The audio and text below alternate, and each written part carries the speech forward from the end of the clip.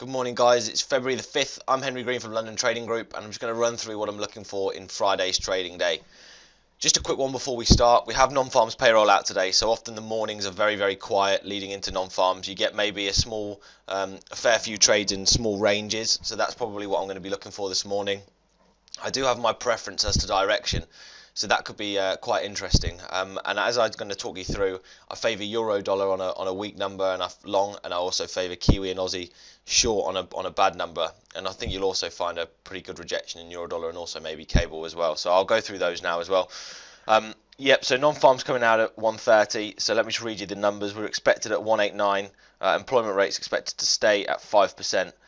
You got earnings out at 0.3%, and then you also obviously got, normally when non-farms comes out, you will also normally have Canadian data as well. So we've got unemployment at 7.1 from Canada, and the trade balance at minus 2.2 billion. So then the numbers to watch for this afternoon, and we'll certainly be talking you through the moves and maybe having a non-farm setup just to show you. Although I don't trade it, we'll set up for it. So yeah, we can go through that as well. Right. So euro dollar, let's start with that one. So this one's massively just overrun. As you can see, there was no pullback in this. We are through. You see this yellow line that's coming in across the page here. This was my outer trend line, and actually we've gone straight through it. So there was no pullback in this market. Very fast market. We have finally hit what the market's calling a D up here. So we can expect this pullback into the 38, which is already done. And we can just maybe see this pullback. Looks like we're going to pull into this 21 and then potentially push higher. So it did stop and did close below my level of resistance I had up at 1220. My D's up at 1270, and it really looks like that's going to be hit now. So we had a nice 61.8% pullback, and that looks like it's going to be hit up at 1270. So that's why I'm going to favour euro dollar longs if non-farms leads that way. So that's the way I'm going to look for euro. I think we could quite easily push up there if we just zoom out. Lose this. As you can see, in the grand scheme of things, this isn't a huge move, so we could just say that, yep, I think 1270. Let's see whether that lines up with any of the fibs. So where does 1270? Well, 1270 leads us up to, yeah, so sort of the 118 we're looking at. So maybe you get that as a first push and fail, and then euro comes off. So that's what I'm looking for euro dollar. Cable actually had the worst day yesterday out of all of the dollar pairs. That one looks the weakest. You've pulled back we nearly got to 46.90, which was my D up there. You've had obviously Carney come out and talk up the pound, even though the votes went 9-0. So it's an interesting one. We did pull back in terms of the fibs on the hourly. We did already pull back to the 38, so we could potentially see this trade higher. We've already had one crack at it, so now the second go is normally the go that it will go through if it's going to. We have got this big outer trend line coming in here as well. So you see, just like the euro has gone through it, we're kind of at this one in cable at the moment as well.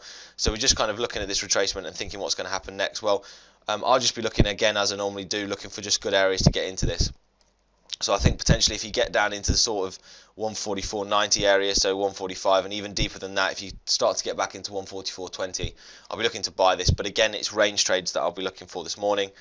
Dollar yen's an interesting one. We're at the 127 without pullback, so I do favour dollar yen back up to 118.45. Yesterday's candle doesn't give me any idea that it's going to do that. You've had 3 huge down days in dollar yen. We've gone from 121 all the way down to 116.80 where we're currently sat.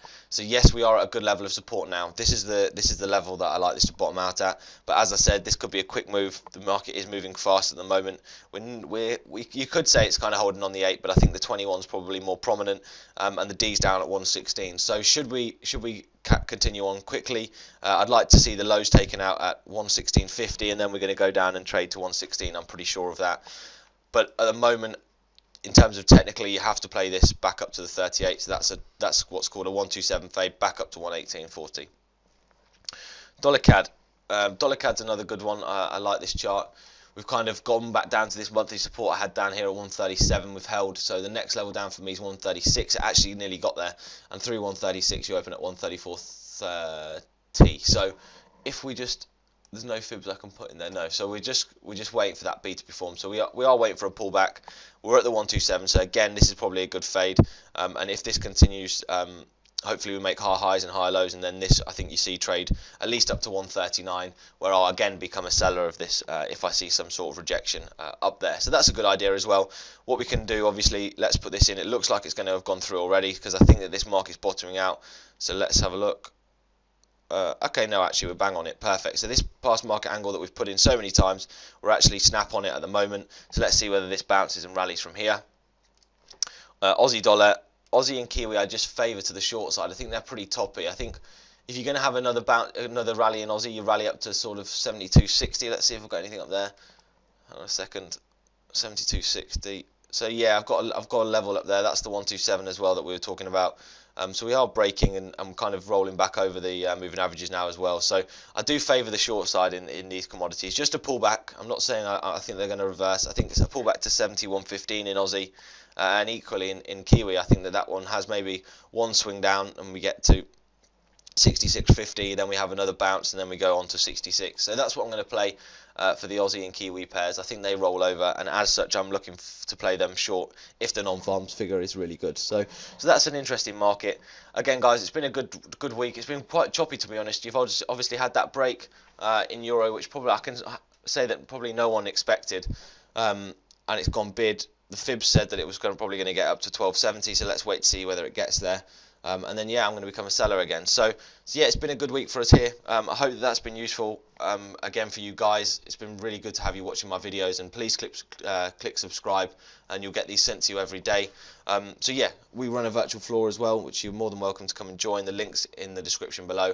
And our head trader Andy Demi is actually doing a live webinar today at our London-based trading floor. So you're more than welcome to come along to that. Again, the link's in the description below. So I hope to see you guys there, and thank you for listening. Cheers, thank you.